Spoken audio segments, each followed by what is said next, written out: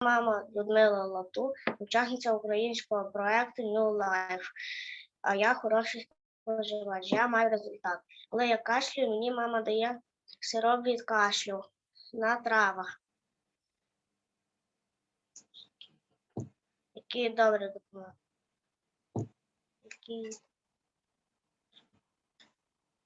Який добре допомагає від кашлю. Моє життя це нове життя це моє життя. Я хочу, щоб воно стало вашим. Дякую за увагу. Доброго